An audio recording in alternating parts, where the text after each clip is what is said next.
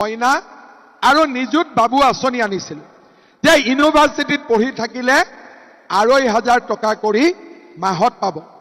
Graduation পঢ়িলে ১২৫০ পাব। Higher ছেকেণ্ডাৰীত পঢ়িলে ১,০০০ টকা পাব। ২৫,০০০ টকা প্ৰতিগৰাকী মহিলাই পাব। আৰু ভগৱানে যদি মোক শক্তি দিয়ে, এইবাৰ কৈছিলো ১০,০০০ দিম, দিলো ১৯,০০০। এইবাৰো কৈছো ২৫,০০০ দিম, ভগৱানে শক্তি দিলে কিজানি ইয়াতকৈ বেছি দিব পাৰো, হয় নে নহয়? অৰুণোদয় আঁচনি প্ৰত্যেক সমষ্টিতে আমি যদি আৰু ২-৩ হাজাৰ অৰুণোদয় দি দিওঁ, তেতিয়াহ'লে সকলোৱে পাই যাব। আমাৰ চৰকাৰী চাকৰি ওলাব ২ লাখ, ২৫,০০০ ওলাব পুলিচত, ৭৫,০০০ ওলাব স্কুল কলেজত, ১ লাখ ওলাব nurse, laboratory technician, grade 3, grade 4। কিন্তু ল'ৰা ছোৱালীয়ে যদি নাৰ্ছ নপঢ়ে, নাৰ্ছৰ চাকৰি ক'ৰ পৰা পাব? যদি ল'ৰা ছোৱালীয়ে BEd নপঢ়ে, শিক্ষকৰ চাকৰি কেনেকৈ পাব? দুখীয়া ঘৰৰ দেউতাক মাকে ইমান টকা ফিজ দি ল'ৰা ছোৱালীক পঢ়াব নোৱাৰে। নিযুত মইনা, নিযুত বাবু অকণমান কষ্ট কমিছে, কিন্তু এইবাৰ আমি এক খোজ আগত যাব খুজিছো। এইবাৰ আমি সিদ্ধান্ত লৈছো যে ল'ৰা ছোৱালীৰ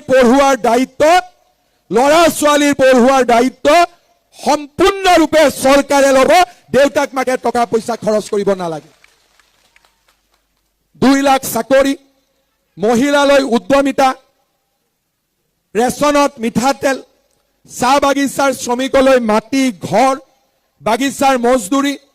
আমাৰ প্ৰতিখন গাঁৱতে গৃহহীন লোকক ঘৰ আৰু ল'ৰা ছোৱালীৰ পঢ়ুৱাৰ দায়িত্ব। এই কাম আগতেও চৰকাৰবিলাকে কৰিব পাৰিলেহেঁতেন, কিন্তু তেওঁলোকে নকৰিলে।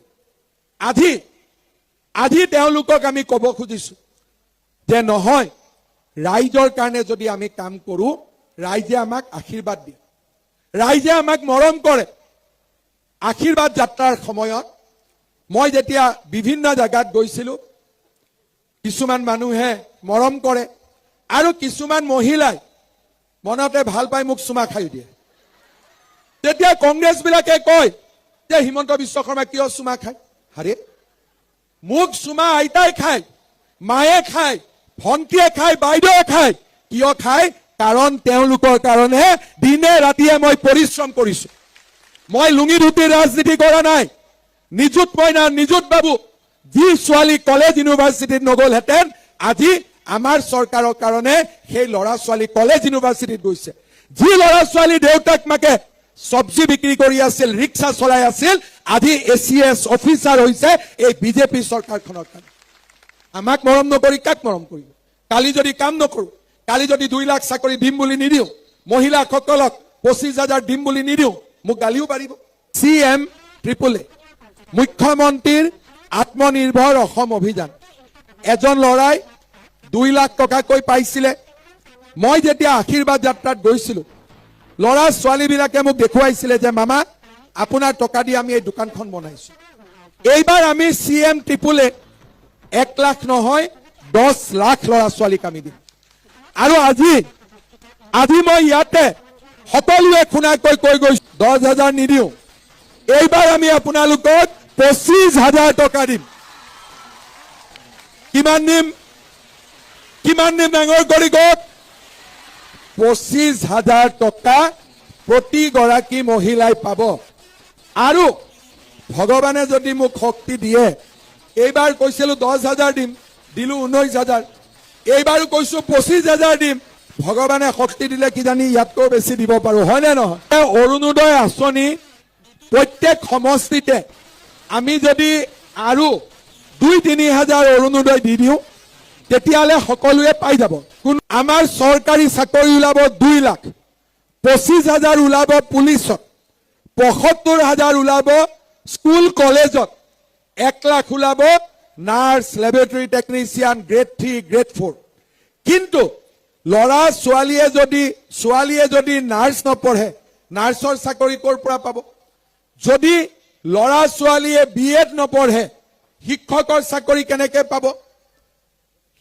দুখীয়া ঘৰৰ দেউতাক মাকে ইমান টকা ফিজ দি ল'ৰা ছোৱালীক পঢ়াব নোৱাৰে।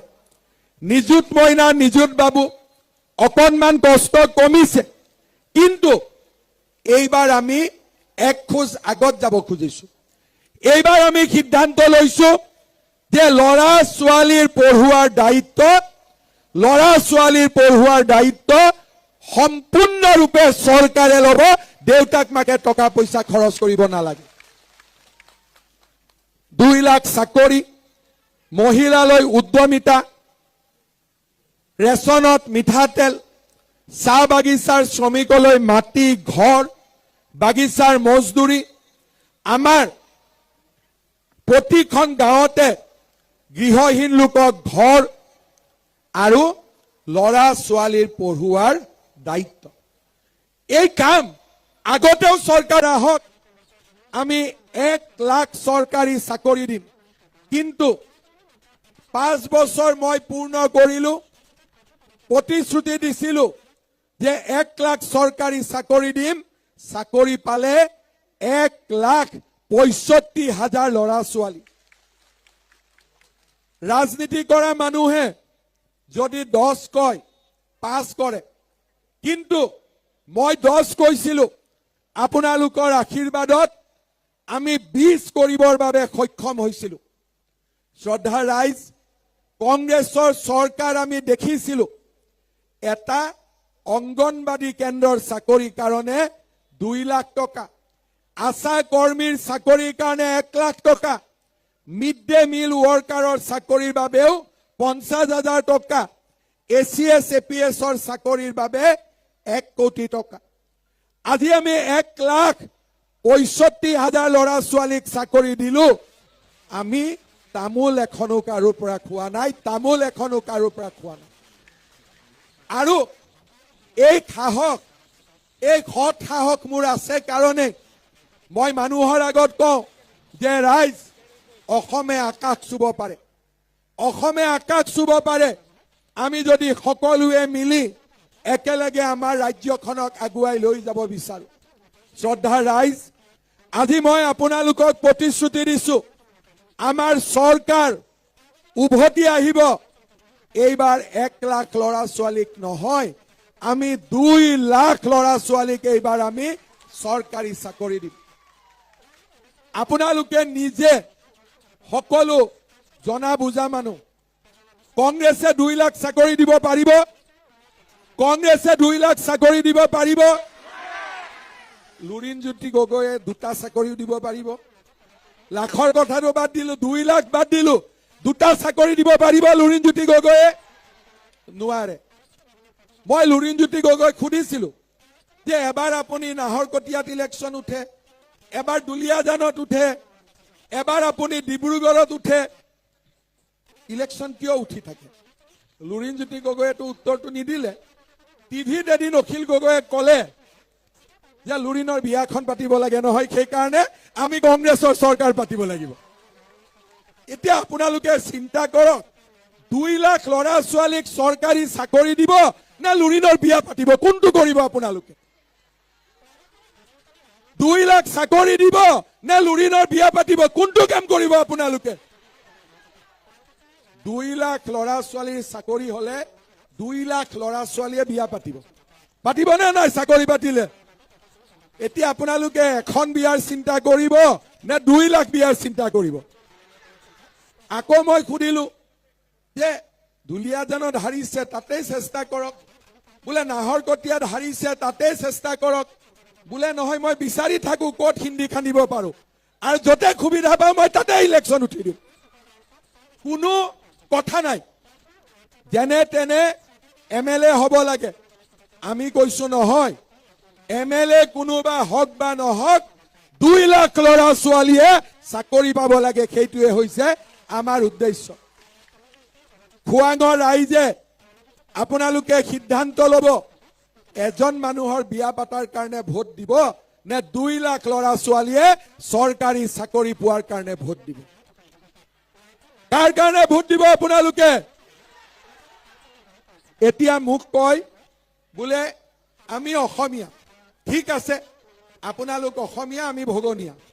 এতিয়া মোক আপোনালোকে কওক, কালি খোৱাঙত প্ৰিয়ংকা গান্ধীক আনিলে